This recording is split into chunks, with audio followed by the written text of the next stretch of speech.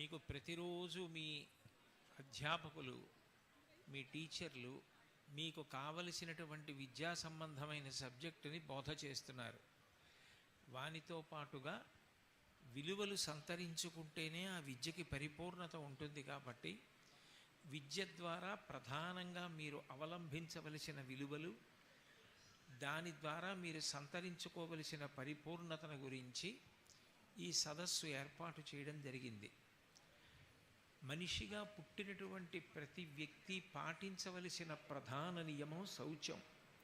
అందున చదువుకున్నటువంటి వారు అంటే మిగిలిన వారికి అందరికీ ఆదర్శం. కాబట్టి ఆ విషయంలో ప్రత్యేకమైనటువంటి శ్రద్ధ ఉండాలి. మనకి ఇంట్లో ఎప్పుడైనా మన తండ్రి గారు ఒక విషయంలో బాధపడి కుటుంబానికి అగౌరవంగా ఉంది, ఈ విషయంలో మన కుటుంబ సభ్యులందరూ వెనకబడిపోయారు, వాళ్ళ ప్రవర్తన కానీ ఈ విషయంలో వాళ్ళ యొక్క విధి విధానాలు కానీ అవమానకరంగా ఉన్నాయి, మనందరం కూడా ఈ విషయంలో కొంత అభివృద్ధి చెందాలని బాధపడితే దాని మీద పిల్లలందరూ ప్రత్యేక దృష్టి పెట్టి నాన్నగారు సంతోషించేలా మనం బ్రతకాలని కోరుకుంటారు. మనకందరికీ జాతిపిత మహాత్మా గాంధీ గారు, మీరు ఆయన జీవిత చరిత్ర పరిశీలన చేస్తే ఆయన చాలా బాధతో కన్నీటితో వ్రాసుకున్నటువంటి కొన్ని దృష్టాంతాలు కనపడతాయి. ఆయన దక్షిణాఫ్రికాలో ఉన్న రోజుల్లో డర్బన్ నగరంలో ప్లేగు వ్యాధి విజృంభించింది. ఆ ప్లేగు వ్యాధి అరికట్టబడాలి అంటే ప్రతి చోట కూడా పరిశుభ్రత ఉండాలి. ఆ రోజుల్లో దక్షిణాఫ్రికా ప్రభుత్వం నిర్వహించిన సదస్సులో కానీ ప్రభుత్వ అధికారులు కానీ ప్రత్యేకించి భారతీయులు ఎక్కడ నివాసం ఉంటారో అక్కడ పరిశుభ్రత ఉండదని, వాళ్ళకి మురికితో కూడుకున్న జీవనానికి అలవాటు పడిపోయిన వారని, శౌచాన్ని అస్సలు పాటించరని, మీకు యథాతథంగా గాంధీ గారి జీవిత చరిత్రలో తెలుగు చేయబడిన పాఠంలో మాటని నేను మళ్ళీ వాడాలి అంటే మడ్డి జీవితాలకి అలవాటు పడిపోయిన వారని దక్షిణాఫ్రికా ప్రభుత్వం విమర్శించి మాట్లాడుతుంటే తన కుటుంబాన్నే అన్నంతగా బాధపడిపోయిన గాంధీ గారు వీధులన్నిటా తిరిగి వ్యక్తి శుభ్రంగా ఉండవలసిన అవసరం, ఇల్లు శుభ్రంగా ఉంచుకోవలసిన అవసరం, తన వీధిని శుభ్రంగా ఉంచుకోవలసిన అవసరం గురించి సభలు సమావేశాలు నిర్వహించి అందరికీ బోధ చేస్తుండేవారు. అట్లా చేసినప్పుడు విచిత్రమైన విషయం ఏంటంటే ఆయనతో కొంతమంది దెబ్బలాటకు వచ్చేవారు. ఆయన తన జీవిత చరిత్రలో రాసుకున్నారు, ఎవరికైనా ఒక మంచి మాట చెప్పాలి అంటే అదొక పెద్ద సాహసం. ఎందుకంటే మనం సహృదయంతో మంచి మాట చెప్పడానికి సిద్ధపడినా ఆ మంచి మాటని స్వీకరించడానికి సహృదయంతో ఉన్నవాళ్ళు కూడా ఉండాలి. అట్లా లేనప్పుడు నా శుభ్రత గురించి నీకెందుకు, నువ్వు చెప్పొచ్చేవాడి వాడిని తిరగబడే వాళ్ళు కూడా ఉంటారు. అన్ని కష్టాలు పడి గాంధీ గారు శౌచానికి, పరిశుభ్రతకి పెద్దపీట వేశారు. అందరికీ తెలుసున్న ఆయన బిరుదునామం జాతిపిత మహాత్మా అని పిలుస్తారు. కానీ బ్రిటిష్ వాళ్ళు పరిపాలిస్తున్న రోజుల్లో మహాత్మా గాంధీ గారికి ఒక విచిత్రమైన బిరుదునామం ఉండేది, ఏ గ్రేట్ స్కావెంజర్. ఆయన అంత గొప్పగా తొడపగలిగిన వ్యక్తి, ఆయన అంత పరిశుభ్రత కోసం వెంపర్లాడే వ్యక్తి ఎక్కడా ఉండేవారు కాదు. మరుగుదొడ్లు కూడా ఆయన స్వయంగా తుడిచి కడిగి శుభ్రంగా ఉంచేవారు. సబర్మతి ఆశ్రమానికి బాబు రాజేంద్ర ప్రసాద్ గారు వెళ్ళి సేవ చేస్తానని అడిగితే కుష్ఠరోగుల యొక్క పాయిఖానాలు తుడిచి కడగమని ఆయన చెప్పారు. అంత సంతోషంగానూ దానిని స్వీకరించి బాబు రాజేంద్ర ప్రసాద్ గారు ఆ రోజుల్లో పాయిఖానాలు తుడిచి కడిగారు. మహాత్మా గాంధీ గారి శుభ్రతకి అంత పెద్ద పీట వేశారు. అన్నిటికన్నా ప్రతి వ్యక్తి శుభ్రంగా ఉండాలనేటటువంటిది ఆయన యొక్క ప్రగాఢమైన కోరిక. ఆయన ఉదయం వేళ వ్యాఖ్యానిగా కాసేపు నడుస్తూ ఉండేవారు. అలా నడుస్తున్నప్పుడు వార్ధాలో ఒక మహిళా కళాశాల నడిపేటటువంటి ఆ అధ్యక్షురాలు అంటే ప్రిన్సిపాల్ గారు ఒకసారి ఆయనతో పాటుగా పాఠశాలలో ఉన్న సమస్యల గురించి చర్చిస్తూ నడిచారు. ఆయన కుటీరంలోకి వెళ్ళిపోతున్నారు. వెళ్ళిపోతూ ప్రిన్సిపాల్ వంక చూశారు.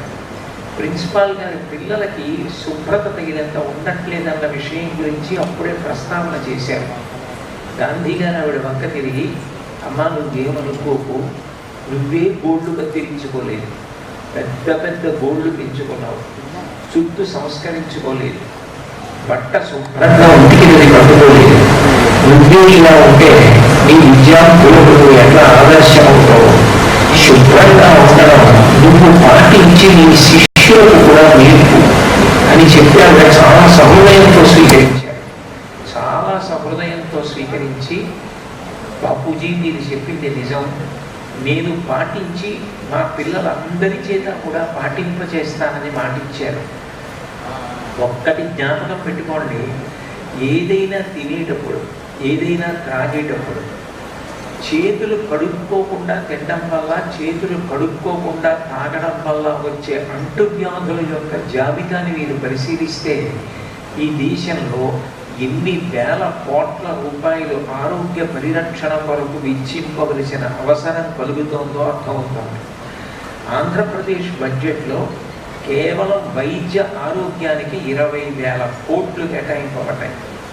ఇందులో చాలా వరకు ఖర్చు తగ్గిపోయేది కేవలం మనం భోజనం చేసేటప్పుడు కానీ, ఏదైనా తినేటప్పుడు కానీ మన చేతుల్ని శుభ్రంగా కడుక్కుని తినడం అలవాటు చేసుకుంటే, వీధిలోకి వెళ్ళొచ్చిన తర్వాత కాళ్ళు కడుక్కుని ఇంట్లోకి వెళ్ళి కూర్చోవడం అలవాటు చేసుకుంటే చాలా మటుకు వ్యాధులు నయమవుతాయి.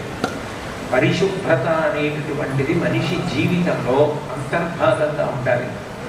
గాంధీ గారి కూర్చునే గదిలో కరెంటు పోయినప్పుడు కూడా ఆయన గుండు సూది కావాలన్నా దీపం యొక్క అవసరం లేకుండా గుండు సూది తీయగలిగేవారు. అంటే అంత శుభ్రంగా పెట్టుకునేవారు. వస్తువులన్నింటినీ కూడా క్రమపద్ధతిలో అమర్చుకునేవారు. మనం ఆయనకి వారసత్వానికి చెందిన వాళ్ళం. అటువంటి జాతికి వల్ల స్వాతంత్రం పొంది ఇవ్వాలి ఎంత సంతోషంగా ఉన్నవాళ్ళం. ఆయన దేని గురించి ఆర్తి పొందారో దాని విషయంలో మనం పరాకుగా ఉండాలి, మనం జాగ్రత్తగా ఉండాలి. అందున ప్రత్యేకించి మీరు పిల్లలు బాగా జ్ఞాపకం పెట్టుకోవలసింది ఒక్క విషయం, రుచికి ప్రాధాన్యం కన్నా అందులో ఉన్నటువంటి పోషక విలువలకు ఎక్కువ ప్రాధాన్యత ఇవ్వడం జీవితంలో అలవాటు చేసుకోండి. దీనిలో మాట్లాడుతుంది, pain is the language of the body. అందుకే చూడండి, ఎక్కడైనా తేడా వచ్చిందనుకోండి నిప్పెడుతుంది. నిప్పి పెట్టింది అంటే దాని అర్థం ఏమిటంటే ఇక్కడ తేడా జరిగింది, నువ్వు దీని వ్యవహారంలో బుద్ధి పెట్టి చదవవలసింది చదువుతున్నానా, నా కాన్సన్ట్రేషన్ రోజు రోజుకి పెరుగుతోందా, నేను నా బుద్ధిని నిష్కారణంగా పాడు చేసుకున్నానా, ఈ విషయాన్ని మీకు మీరు పరిశీలించుకోవడం అలవాటు చేసుకుంటే వృద్ధిలో వస్తారు. లేదు మనసు ఒక్కటి బలహీనపడిపోయింది అనుకోవాలి, వ్యసనము అంటారు. మన చేతిలో ఉన్నంతసేపు హాబీ, మనం దాని చేతిలో లేకపోతే వ్యసనం. అది మనకి మింగేసి. ఇంకో ఆశ్చర్యకరమైన విషయం చెప్తారు. అమెరికా ఒకప్పుడు వియత్నాంతో యుద్ధం చేసింది. అమెరికా వియత్నాంతో యుద్ధం చేసినప్పుడు చచ్చిపోయిన సోల్జర్స్ సంఖ్య 43. అమెరికా వియత్నాంతో యుద్ధం చేసినప్పుడు ఇళ్లలో మాదక ద్రవ్యాలు వాడి చచ్చిపోయిన వాడు 140,000. అంటే బలహీనత అన్నది ఎంత ప్రమాదమో చూడండి. వాళ్ళ దేశం కోసం బోర్డర్లో నిలబడి పోరాటం చేసి చచ్చిపోయేవాడు 40,000. విద్యార్థులు ఒక 10 నిమిషాల పాటు మౌనం వహించాల్సిందిగా గుర్తు చేస్తున్నాం.